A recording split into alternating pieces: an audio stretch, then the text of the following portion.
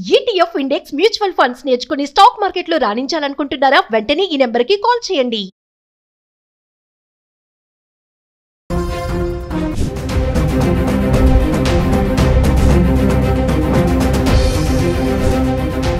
నమస్తే, welcome back to Suman TV. ప్రస్తుతం మనతో పాటు ఉన్నారు consumers affairs committee chairman Mandari Krishna Reddy గారు. నమస్తే సార్. నమస్తే అమ్మా. సార్, కొన్ని వస్తువులపైన జిఎస్టీ అనేది తగ్గించాలని కేంద్రం అయితే ఒక ప్రకటన ఇచ్చింది. అంటే ఏ వస్తువులపైన ఎందుకు జిఎస్టీ తగ్గిస్తున్నారు అంటే వీటిపైన కొన్ని రాష్ట్రాలు కూడా అభ్యంతరం వ్యక్తం చేస్తున్నాయంట. ఒకసారి దీని గురించి మాట్లాడుకుంటూ వివరాల్లోకి వెళ్తే సార్. ఇప్పుడు దేశం అంతా ఒకే జిఎస్టీ అమలు చేస్తున్నట్టు పరిస్థితి. ఒకప్పుడు ఎట్లా ఉండేదంటే ఏ రాష్ట్రానికి ఆ రాష్ట్రమే తమకు కావాల్సినట్టు పద్ధతిలో ట్యాక్సెస్ వేసుకొని కొన్నింట్లో తగ్గించుకోవడం, కొన్నింట్లో పెంచుకోవడం చేసేవాళ్ళు. తద్వారా ఏమవుతుందంటే ఒక రాష్ట్రం నుంచి ఇంకో రాష్ట్రానికి ఆ వస్తువులు పోయినప్పుడు చాలా ఇబ్బందులు పడే పరిస్థితి పడుతుంది. ఒక రాష్ట్రంలో ఎక్కువ ఉంటుంది, ఇంకో రాష్ట్రంలో తక్కువ ఉంటుంది. అక్కడ వెళ్ళినాక తగ్గిస్తే ఈ రాష్ట్రానికి తక్కువ ఆదాయం వచ్చే పరిస్థితులు ఏర్పడ్డాయి. ఈ ప్రాబ్లం చాలా ఏళ్ళు నడిచింది.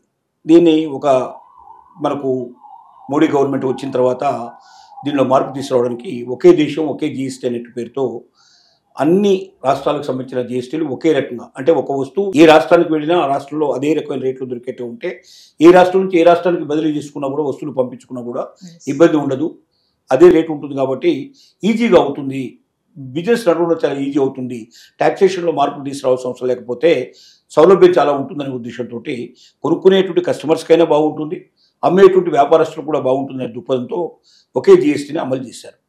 ఈ జిఎస్టీని కూడా రకరకాల స్లాబ్స్లో ఉంటాయి. 5% స్లాబ్ అని, 12% స్లాబ్ అని, 18% స్లాబ్ అని, ఇట్లా రకరకాలుగా ఉన్నాయి. అంటే కొన్ని వస్తువులు 5% మాత్రమే దొరికేటట్టుగా చేస్తూ, కొన్ని 12%లో వచ్చేట్టు చేస్తూ, మరికొన్ని ప్రీమియంగా ఉండే వస్తువులు 18% ఆ పైన ఉండేట్టుగా చేయడం జరిగింది. ఇప్పుడు 12%లో ఉండేటువంటి కొన్ని వస్తువుల్ని 5%లోకి తీసుకురావాలనేటువంటి ఆలోచనలో ఉంది గవర్నమెంట్. దానికి కారణం ఏమైందంటే జిఎస్టీ వసూళ్లు ఇంతవరకు భారతదేశ చరిత్రలో స్వాతంత్రం వచ్చినప్పటి నుంచి ఇప్పటిదాకా జిఎస్టీ అమలు చేసినప్పటి నుంచి, అంటే జిఎస్టీ అంటే అంతకుముందు సేల్స్ ట్యాక్స్ అనే పేరుతో ఉండేది, ఇప్పుడు జిఎస్టీ అనే పేరుతోటి పిలుస్తున్నారు.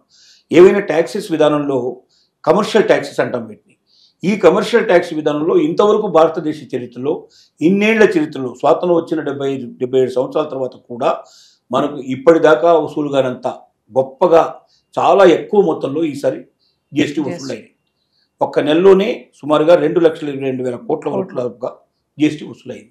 అంటే సంవత్సరానికి దాదాపు 24 లక్షల కోట్లకు పైన ఒకటి జిఎస్టీ వసూలే వచ్చేట్టున్నాయి. ఇది కాకుండా ఇంకా రకరకాల ఆదాయాలు కూడా గవర్నమెంట్కి వస్తుంది.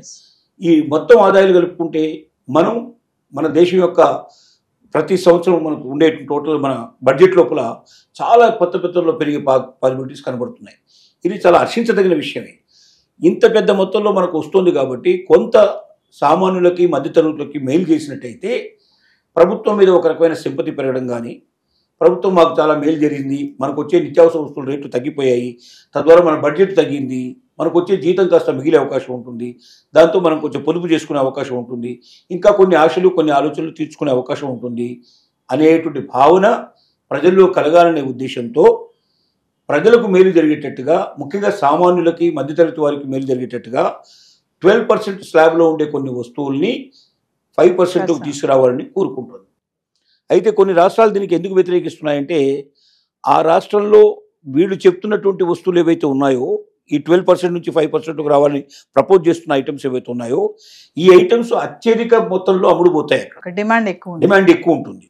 వాటికి ఒకవేళ రేట్ తగ్గించినట్టయితే వాళ్ళకు వచ్చే ట్యాక్స్ తగ్గిపోతుంది.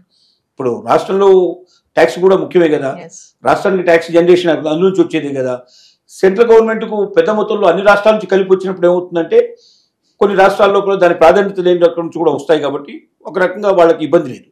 కానీ అదే ఒకవేళ రాష్ట్రాల పట్ల వచ్చినప్పుడు తేడా ఏమొస్తుందంటే కొన్ని రాష్ట్రాలు దెబ్బతినేటట్టు కనబడుతున్నాయి, వాళ్ళకు వచ్చే ఆదాయాలు తగ్గిపోయేటట్టు కనబడుతున్నాయి. అందువల్ల కొన్ని రాష్ట్రాలు దీన్ని వ్యతిరేకిస్తున్నాయి. వీళ్ళందరినీ కూర్చోబెట్టి మళ్ళీ మాట్లాడి దాంట్లో ఉన్నటువంటి సాధక బాధకాలను తెలుసుకొని దానికి ఇబ్బంది కలగకుండా ఉండే ఐటమ్స్ ఏమున్నాయో చూసి ఆ అవసరం పెట్టుకొని వాటికి మాత్రమే తగ్గించినట్టయితే ఆ రాష్ట్రాలు కూడా సంతోషపడే అవకాశాలు ఉంటాయి. కానీ ఇక్కడ ఏమిటంటే ఒకవైపున తమ అనుకున్న లక్ష్యానికి చేరగలమా లేదని చూసుకుంటాయి.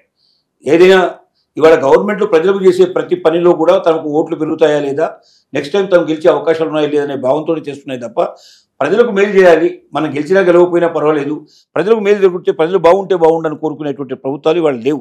ఇక భవిష్యత్తులో వస్తాయన్న ఆశ కూడా లేదు. ఎందుకంటే రాజకీయం లేకుండా ఏమీ జరగదు. ఒక రోడ్డు వేయాలన్నా, ఒక డ్రైనేజ్ వేయాలన్నా, లేకపోతే ఏది జరగాలన్నా, ప్రజలకు ఏదైనా మేలు జరగాలంటే కంపల్సరీ దాని వెనక ఏదో రాజకీయమైన పద్ధతి ఉంటుంది. కొన్ని ఊళ్ళల్లో అయితే కొన్ని ప్రాజెక్టులు కట్టేసినవి, అంటే మంచినీటి పథకం అక్కడ తయారై రెడీగా ఉంది, దాన్ని ఓపెన్ చేయాలి. ఇనాగ్రేషన్ ఎవరు చేయాలి? ఇప్పుడున్నటువంటి గవర్నమెంట్ కాకుండా పాత గవర్నమెంట్ చేసిన దాన్ని. పాత గవర్నమెంట్ చేసిన దాన్ని ఇనాగ్రేట్ చేస్తే వాళ్ళకి పేరు వస్తుందని కొత్త గవర్నమెంట్ దాన్ని అట్లాగే పెట్టేస్తున్నాయి. మళ్ళీ వీళ్ళ గవర్నమెంట్ పోయిన తర్వాత మళ్ళీ ఎప్పుడో వాళ్ళ గవర్నమెంట్ వచ్చినప్పుడు ఇనాగ్రేట్ చేసుకోవాలి. అంటే అప్పటిదాకా ప్రజలకి మంచినీళ్ళు ఉండవు.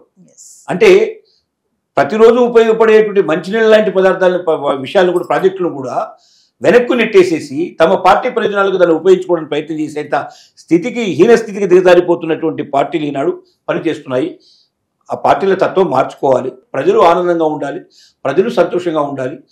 మనం అధికారంలో ఉన్నామా అనేది ముఖ్యం కాదు, దేశం సుభిక్షంగా ఉండాలి, ప్రజలు సంతోషంగా ఉండాలనే భావంతో ఎప్పుడైతే రాజకీయ పార్టీలు పనిచేస్తాయో అప్పుడే నిజమైనటువంటి స్వాతంత్రం ప్రజలు కలిగినట్టుగా మనం ఊహించుకోవడానికి అవకాశం ఉంటుంది. అంటే సార్ మామూలుగా ఇది కనుక అమలు అవుతే కనుక ఏ వస్తువులు చౌకగా మారే అవకాశం ఉంటుంది సార్? రకరకాల, అంటే జనరల్గా ఉపయోగించుకున్నట్టు వాటిలో చాలా ఐటమ్స్ వస్తున్నాయి, సిరీస్ ఆఫ్ ఐటమ్స్ ఉన్నాయి దీంట్లో.